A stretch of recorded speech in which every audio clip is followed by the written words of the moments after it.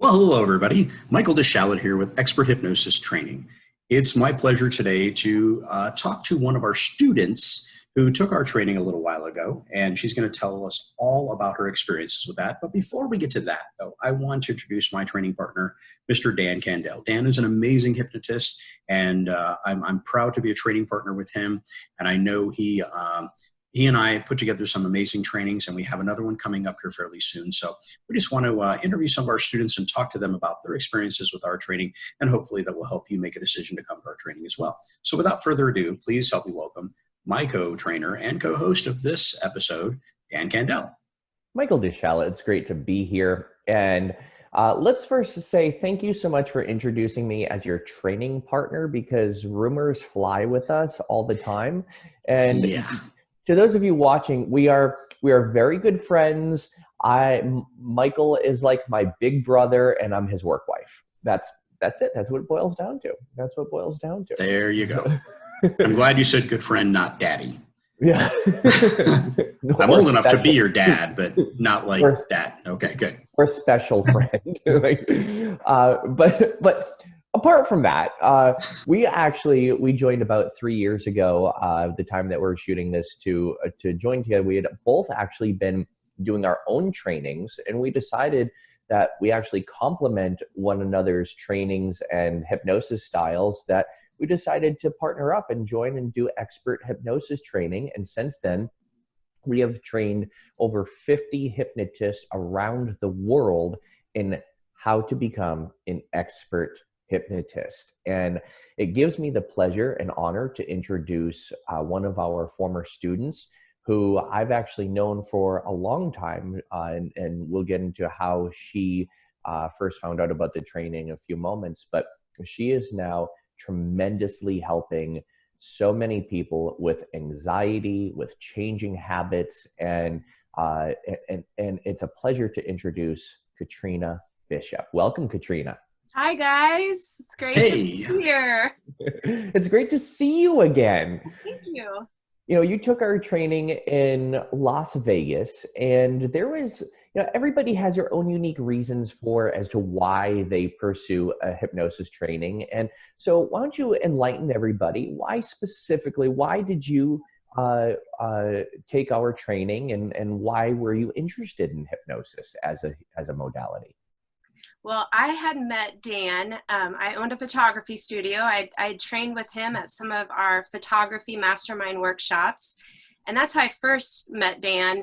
But I had a child. Our youngest daughter suffered panic and anxiety attacks. And we had been through a 5-year process of trying to find relief for this for her. So we were at a very desperate point. And I just remember Dan saying in one of the trainings he had a practice that worked a lot with anxiety and limiting beliefs. And I reached out of desperation. And after my daughter worked with Dan, and it changed her life in that first hour, I just kept thinking to myself, why don't more people know about this resource? Why wasn't it ever offered to us sooner? Because it truly changed her life in an hour. Even the consultation gave her hope that she hadn't had in years. So when life changed for me and I had the opportunity to start a second career, I knew right away I wanted to teach people that this was an option to help them with things they were struggling with. And it's so rewarding. So I reached out to Dan and said, hey, how do I get certified? And he's like, well, by the way, we're holding a training, me and Mike, coming up. And so that's what led me on this road. And it's been a year, and I love it.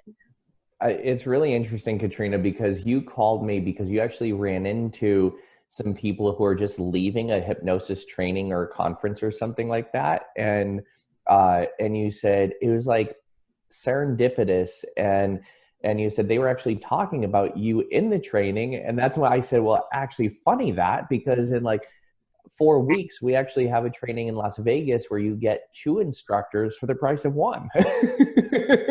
Really lucked out. I won't lie. Really, it worked out really well. And I'm so happy that we got the opportunity to work together, because it just shows that that's how a lot of people get interested in taking a hypnosis training, as they either have personal experience with hypnosis or a friend or a family member had a personal experience with hypnosis. So, Katrina, I know that you've been helping a bunch of clients since the training, but what advice would you give other people that are interested in getting involved into hypnosis as a business? I mean, I wish I'd have done it sooner. I first reached out to Dan like in August and said, is this a viable, could I make a living doing this, or am I crazy? And I didn't actually, take the course till April. So I sat on it for a while, but I mean, I would tell people, don't hesitate, just push forward, put the action in, because I mean, I wish I could have been helping people 6 months sooner. So I definitely have so much respect for both of you, that the way you encourage people too, it's like you completely remove the fear of doing it. Like, hey, just come on. And, it was the first time I'd gone to a conference by myself. I had so much like limiting beliefs about this, or would I be good at it, that you guys removed a lot of that. You made it very easy for me to, like Dan said, it just was serendipitous the way it happened. But once I got there, I mean, I wish I'd have done it a lot sooner, but I'm glad I did it. And what have you done since the training? And also, how quickly did you open up your office after the training? Well, I did have, I guess, the blessing of having owned a business for 10 years. So I had some knowledge of how to run a business, but maybe not a hypnosis practice. And I had a great conversation with Mike, who really kind of, slapped me in the behind and got me going, because I had this fear of like, well, I haven't practiced enough. If I'm not good enough, who will I practice on? And he was like, you'll practice on the people that walk through your door. And that made me a little nervous and unsettled until I really understood. And the great thing about both of you is, like, when I had an issue or a struggle, you were a phone call away, a text away. And that conversation with Mike was really just like, stop overthinking, start doing, And so I was up and running in a couple weeks. Once he said that, I just ripped the Band-Aid off. And I started by inviting people that were curious about this new second career. They were like, hi, I'm like, come on in if you want to learn more. I'd love to meet with you. Let's have a cup of coffee. It would start as something that simple. But then by the time they got to my office and, started doing a little, practicing that intake, so what's something you'd struggle with? The key was acting like I'd been doing it for a long time. But nobody asked me that. That was the crazy thing, was nobody asked me how many people I'd hypnotized. Because once you build rapport, and you guys do a great job of teaching us how to build rapport with people, and I mean, it just flowed. The nerve, it was amazing. And they left that meeting like, couldn't wait to come back. Then they started telling people, and I had never advertised. I didn't have a website up. And then all of a sudden, my first week, I saw like 7 people. It happened rather quickly. But if it wasn't for that big, smack, then I probably still would have been thinking about it. That's interesting, because you came from a profession that was entirely, had nothing to do with hypnosis, yet in a way had everything to do with hypnosis. You talked about building rapport, and that's exactly what you were good at. As a photographer, you have to build rapport with people. They're trusting you with capturing those life's moments. And so you were already good at it. And you brought a previous skill set to this table and started doing it right away. And so good for you for jumping into it. I know it took a little bit of pushing, but you did it though, and we're so proud of you. So tell us about your practice. Describe it. And do you work with a particular type of client, or do you work with all different types of clients?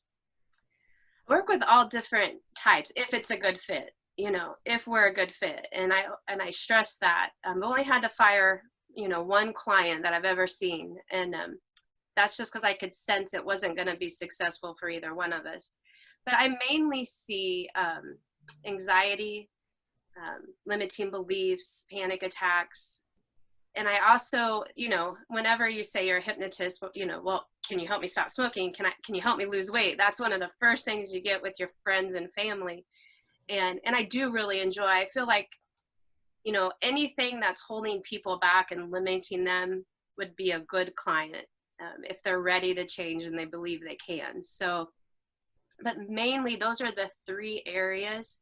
And I also like working with small businesses, coming from that small business, one of the things I learned from Dan in those early workshops was, the confidence, it can take a toll, the grit, the distracted mind. Oh my gosh, my distracted mind, I laser points everywhere. And he did exercises that really made me understand we have this whole other side of our brain that we don't use. And so I love working with small businesses, small business owners. And, but like I said, if they have a struggle and they have a desire to change it, that's my ideal client right there. And I think it was interesting too, because you work with clients with limiting beliefs, yet you have a limiting belief. And I think we even had a breakthrough in the training with you working on that, didn't we? Oh my God, I talk about that all the time, because I had decided because I would be one that would, put up those fears and those, disbeliefs and doubts, but I decided to go into your training when I got certified, and I was going to get the most out of it. And I wasn't going to be scared to volunteer. I wasn't going to be scared to ask questions. I wasn't going to be afraid of looking dumb. And you asked for a volunteer that morning, and I just, got off of a situation that I was just like, all right, I'll raise my hand, I'll go up there. And it really changed. I mean, it changed my life. Not only did I learn, but that was a really pivotal moment for me. And I use that example all of the time with my own clients of how it helped and changed my life. And that's one thing that I think everybody and all of our students need to know as well, is that in our trainings, we are actually not just teaching you these skills, we are actually working with you. And there are plenty of people, we'll actually talk to some of them in future interviews, where people have approached me and said, oh, I really want you to take me on as a client. And I'd say, actually, why don't you just take the training and we'll work on your problems in the training? Because it's such a pivotal point where, like you said, Katrina, you had this moment of, say, I recognize that I can get better at this, and actually going through the experience will help me help other people. Yeah, and so true. And with that said, what are some other things you would like people to know? And I do have one follow-up question after this based on a conversation you and I had, but what's something that you'd like other people to know, either who are getting into the profession or on the fence about taking the training? Well, get off the fence and take the training. That's the first thing. And the second is, you guys did a great job with this, but I mean, know your own value, know your own worth, because that was one of the things that I understood from running a business was, how to appropriately charge, how to market. And that when you really tie that into, I mean, we're literally changing people's lives. Yeah, I loved being a photographer and I loved creating those memories, but mostly I liked the relationship building and that.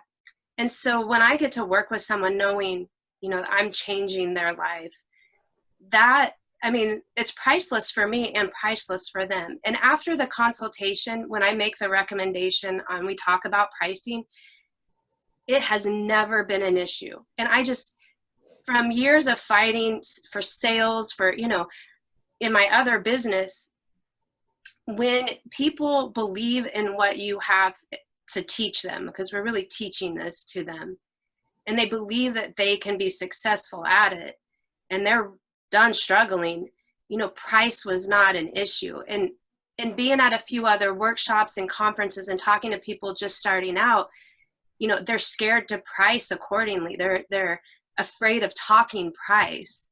And sometimes they get a little shocked that maybe I'd only been doing this 6 months and, was meeting with clients and maybe charging more than they hadn't charged in a couple years. And I had a, kind of a soft 3-year business plan of where I knew I should come in and then where I could grow to as my practice grew. And I think that's really a key ingredient is that confidence and knowing you're helping people, you're changing their life. And they're not going to have to come see you for 5 years every 2 weeks or every week. So you really need to put value in that. And when they can feel that and you have the rapport, like I said, price has never been an issue. But that was one of the recommendations I would give people when they're first starting out. It's just to know your value. And one of the things that we had talked about, Katrina, and one thing I want to just piggyback on and say, we teach our students never to undervalue themselves, because there are people who say, oh, well, maybe I should start off charging $25 a session or $50 a session. And we really teach our students to go way above and beyond that type of thinking. And there was a conversation you and I had several months ago, Katrina, where I said, oh, what are you up to? And you're like, well, I took the day off from seeing clients, but I'm still in my office. I said, what are you doing in your office? You said, I'm sending out like gift cards to people and thank you cards. And I'm like what? And you said, oh, like Starbucks gift cards and stuff like that, which I think was, you come from background of business already, but is such an amazing thing to hear that you were sending the people you consulted with and your clients like a thank you gift for saying thank you for supporting me, and then they turn back around and remember that and they refer other people to you. Do they not? Oh yeah, for sure.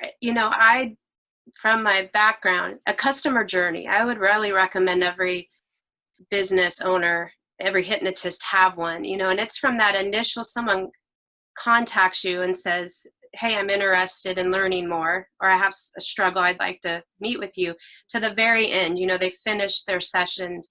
So I have little touch points along the way, whether it's a text message after their first session, which also makes a great testimonial. I mean, you can screenshot those, you can take the names out, and all of a sudden you can just build those testimonials, but really mapping that out and then making sure you stick, and then things don't fall through the cracks. And they're receiving little, whether, people don't get mail anymore. So it's nice for them to have a handwritten letter and a card or, so I try to put those touch points in because it does make people feel good and it keeps you top of mind. And then when they're talking to someone else about you, it's also that, oh, and she even sent me this little gift. But yeah, because it's important to make people feel good and build them up through the process and keep them engaged. Absolutely. Absolutely. So, Katrina, I want to point out one other thing too, is that you came to the hypnosis training with a lot of experience owning your own business for many years. You came to the training with experience in marketing and how to run a small business. But to grow your hypnosis business, you mentioned something that was really just profound. You just started talking to people. And I really, really like that. And that's, I don't want to downplay the importance of being a good marketer, but at the same time, because we do teach that in the training as well too, how to market yourself. But what it boils down to is doing just what you just did. You were passionate about it. You were excited about it. And you shared with other people what you were doing.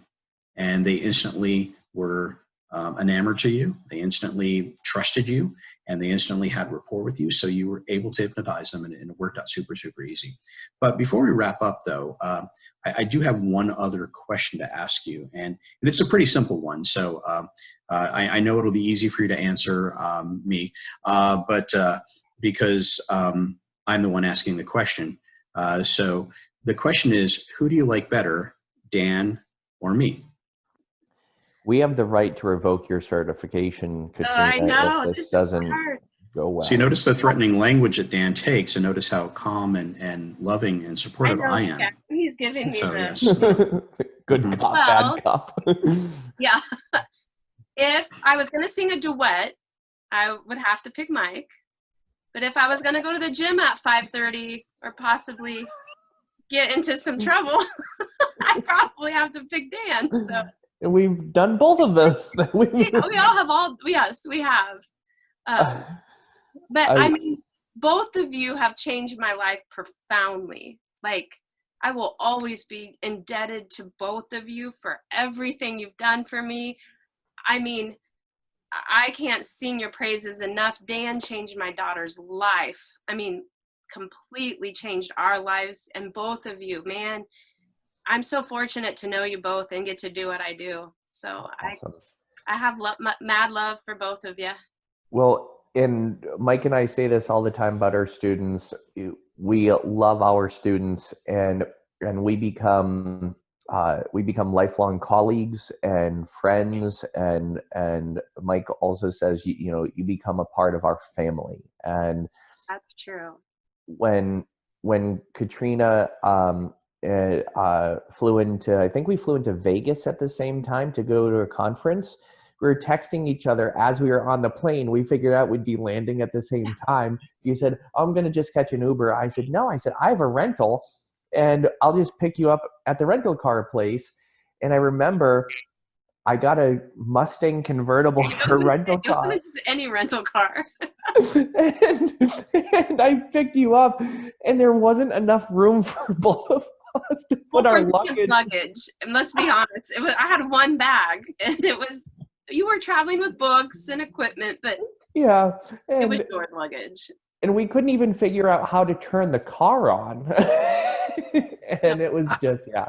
So when you become our student, you just get immersed in our entire experience, and you become part of our lives. And that's why we also keep the class sizes smaller, so that way we can have that experience. And now watch, Mike, the next class we have is going to have 300 people sign up for it. So. It's going to be a big family. We should have a family reunion, I think. We should have a family reunion. We should. Yeah. Well, Katrina, thank you so much for being on with us, for being so open, honest, and sharing and caring as well, because your experience and you telling your experience is going to help other people who take our training. It's going to help them discover what's in it that's going to help them grow as well. And also, you provided many wonderful tidbits and brain nuggets of advice that you would give to people just getting into this profession as well. So thank you so much. Yeah. Thank you so much, Katrina. Thanks for being an awesome student. Oh, well, thanks for being awesome instructors and mentors. Much love to both of you. We'll see you soon. Yep. Bye, guys.